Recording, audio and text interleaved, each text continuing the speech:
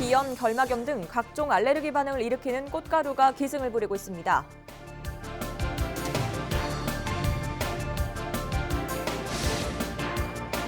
코로나19 사태 이후 긴급 재난 문자 발신 건수가 눈에 띄게 늘었습니다. 유용한 정보라는 반응도 있지만 너무 잦은 발송에 불편을 호소하는 목소리도 나오고 있습니다. 대구시가 대중교통 등에서 마스크를 쓰지 않을 경우 최대 300만 원의 벌금을 물리기로 한 가운데 시민들 사이에서 찬반 논란이 일고 있습니다. 경북에서 올해 첫 중증열성 혈소판 감소 증후군 SFTS 환자가 발생했습니다.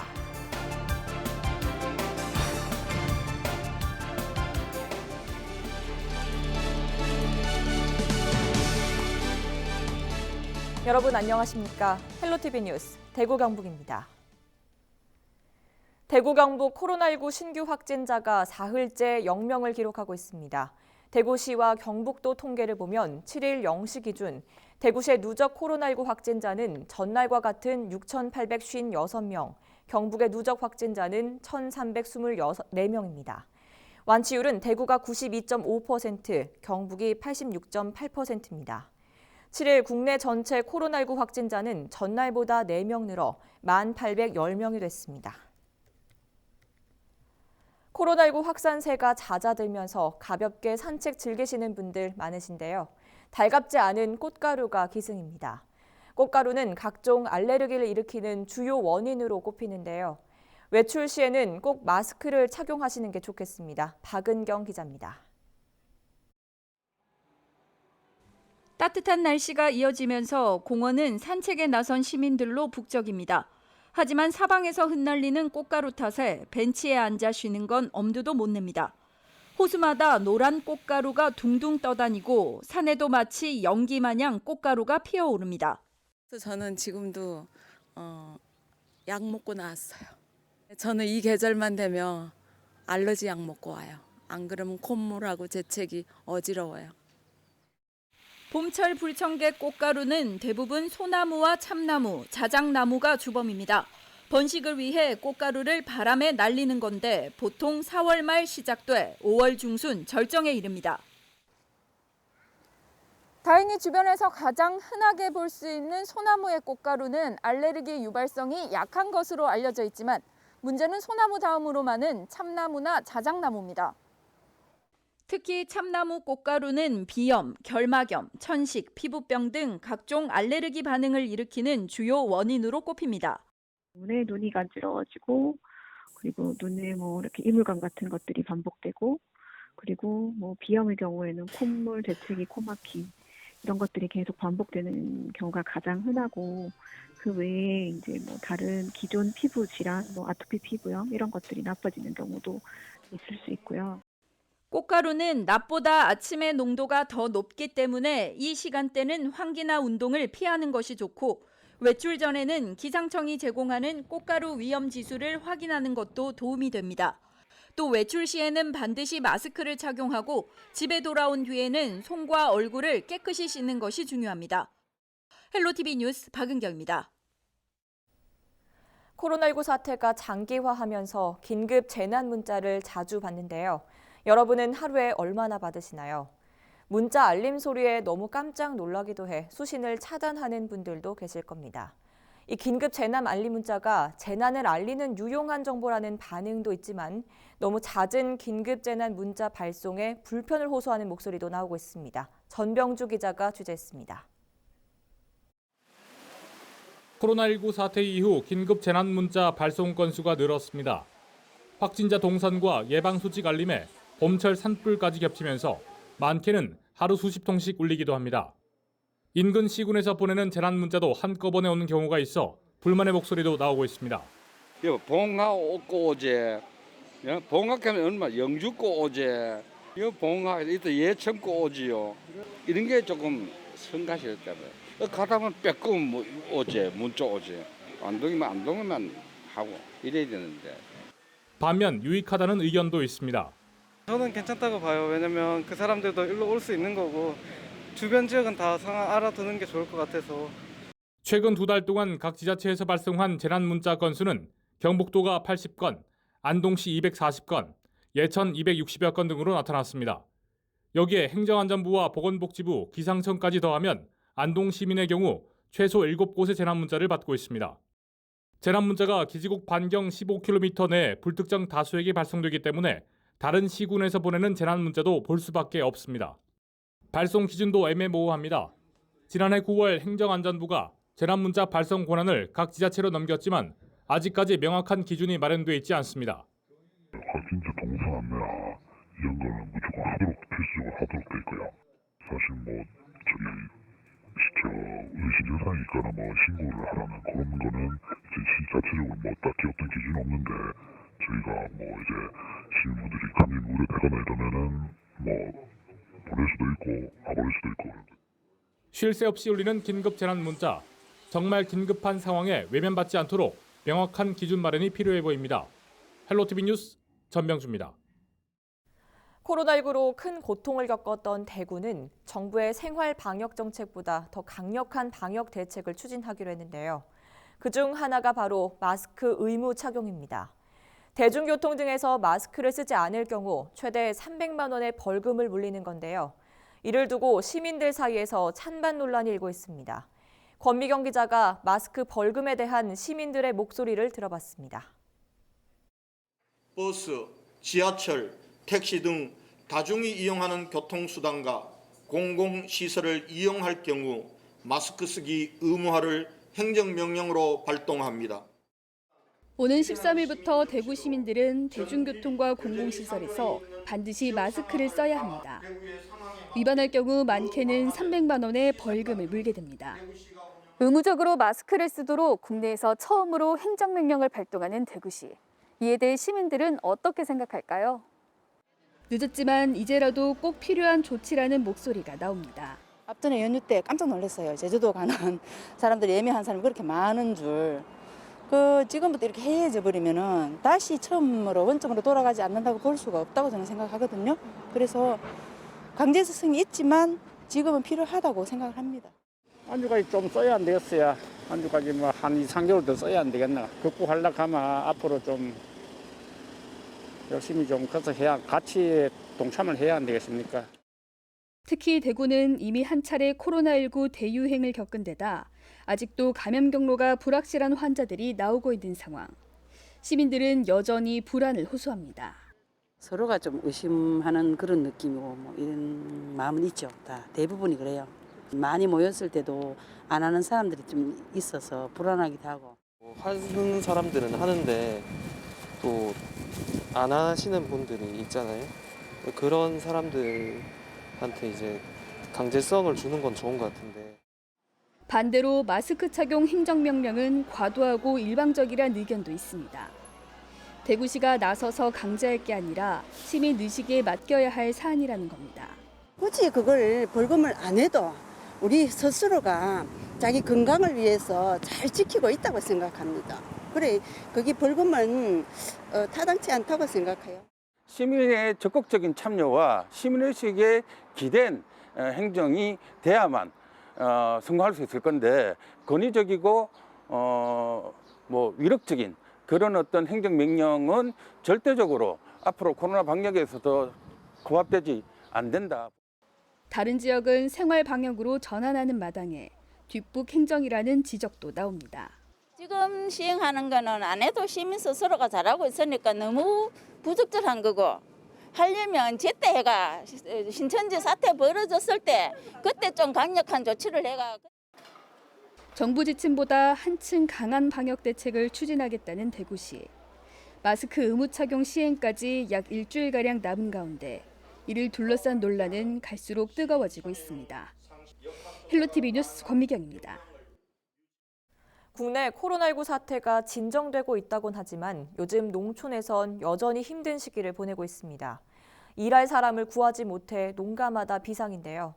외국인 노동자 구하기는 하늘의 별 따기만큼 어렵고 일손 돕기 봉사도 줄었다고 합니다. 정선영 기자입니다. 과수원에서 사과꽃을 솎아주는 작업이 분주합니다. 1년 중 가장 바쁜 시기. 일손이 부족한 농가를 위해 공무원들이 나섰습니다. 가위로 하나하나 꽃을 따야 하는 고된 작업에 저마다 구슬땀을 흘립니다.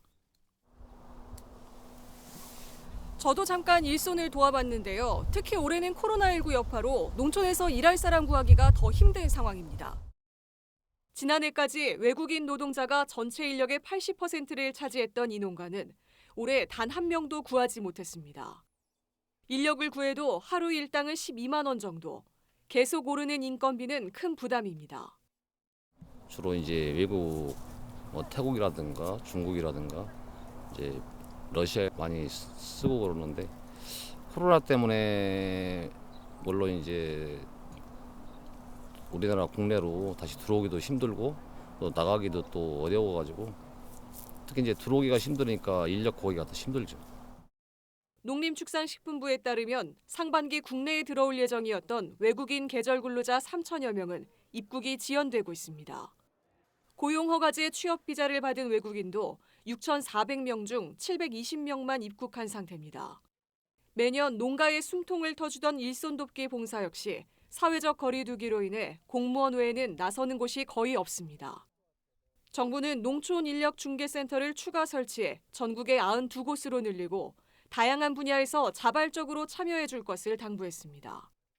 작년 대비 지역의 봉사활동이나 기관단체의 관심이 좀 부족한 실정입니다. 사회적 거리두기가 완화된 만큼 지역에서도 많은 관심을 주셔 농촌에 큰 힘이 되어주셨으면 좋겠습니다. 고령화로 해마다 일손 부족에 시달려온 농촌. 올해는 사상 초유의 코로나19 사태까지 겹치면서 인력난이 가중되고 있습니다. 헬로티비 뉴스 정선영입니다. 초중고는 등교 개학이 결정됐는데 대학생은 아직 불투명하죠. 등록금은 다 내놓고 실험 실습도 제대로 하지 못하자 대학생들의 불만이 커지고 있는데요.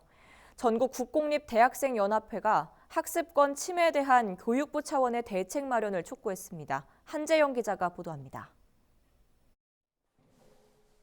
새학기가 시작된 지 2달여가 지났지만 대학 강의실은 여전히 텅 비어 있습니다.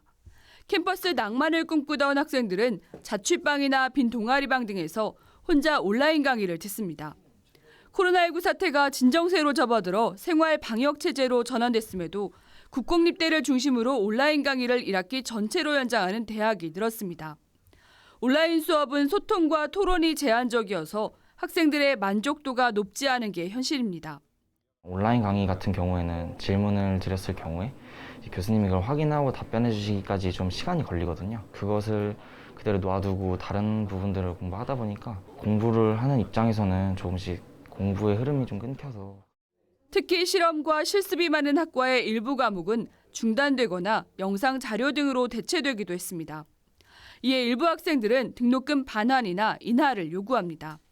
실습은 원래 교수님이나 학생들이 1대1로 좀 이렇게 매칭을 하면서 서로 좀 가르쳐주고 이렇게 하는 게 실습 과목인데 그거를 못하니까 좀 등록금이 좀 과잉 책정해서 좀 부담하고 있는 거라고 보는 게 많은 것 같거든요. 저도 실습 비용만큼 돌려줘야 되는 게 아닌가 그런 생각이 좀.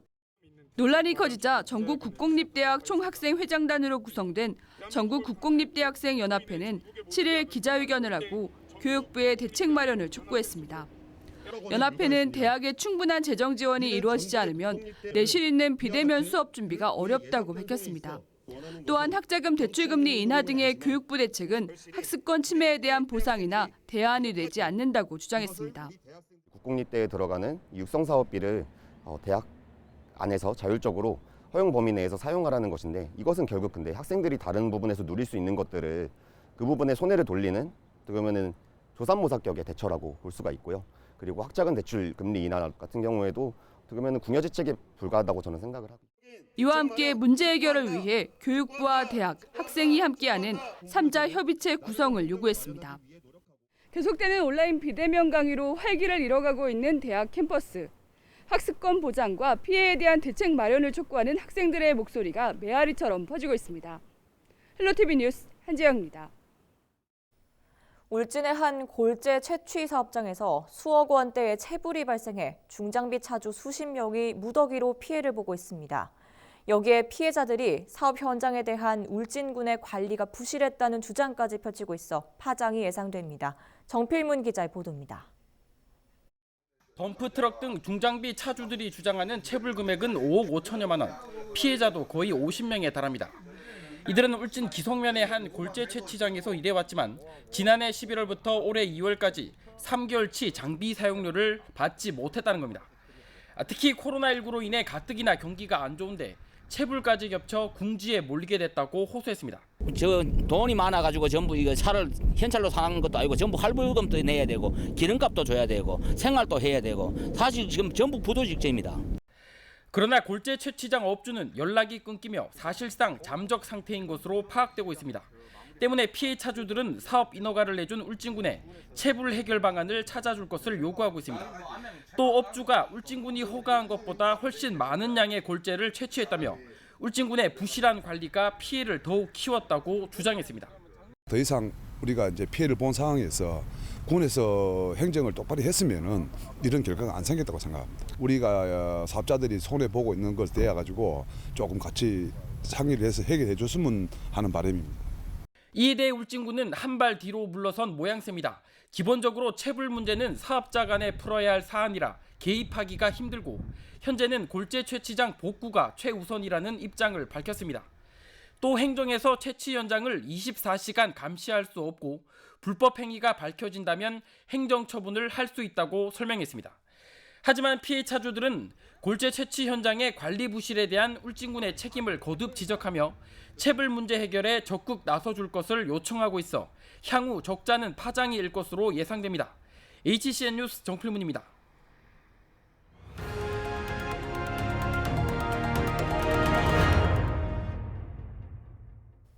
경북에서 올해 첫 중증열성 혈소판 감소 증후군 SFTS 환자가 발생했습니다.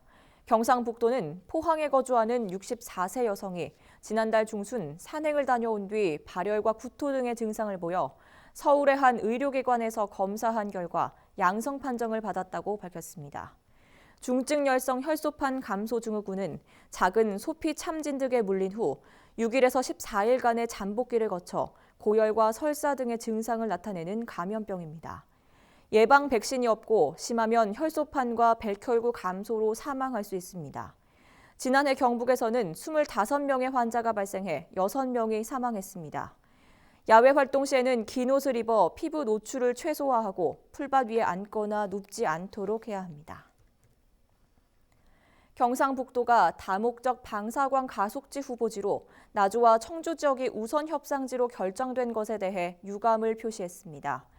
경상북도는 관련 입장문을 통해 포항이 최적지가 될 것임을 확신했으나 결과적으로는 가속기 집적화를 통한 국가 과학과 산업 발전에 기여라는 의지가 퇴색되는 결과를 가져왔다고 밝혔습니다. 그러나 결과와는 관계없이 기존 3, 4세대 방사광 가속기의 성능 향상을 통해 연구 개발과 산업 지원을 극대화하는 등 국가 과학과 산업 발전에 기여할 수 있는 방안을 모색해 나가겠다고 덧붙였습니다. 또 대형 국책 사업인 경주 양성자 가속기의 100메가볼트에서 200메가볼트 확장 사업을 조속히 시행하도록 정부에 촉구하겠다고 밝혔습니다. 대구 시내버스가 11일부터 다시 정상 운행됩니다. 대구시는 고등학교 3학년 학생들의 등교 일정과 유동 인구 증가 등을 고려해 11일부터 시내버스 115개 노선 1,531대를 운영하기로 했습니다. 대구시는 2월 말에서 4월까지 하루 평균 약 28만 명이던 시내버스 이용 승객이 4월 말 들어 약 42만 명으로 늘었다며 상황이 코로나19 사태 이전 수준으로 회복되고 있다고 설명했습니다. 코로나19 확산으로 임시 휴관에 들어갔던 공공도서관이 7일부터 부분적으로 개방됩니다.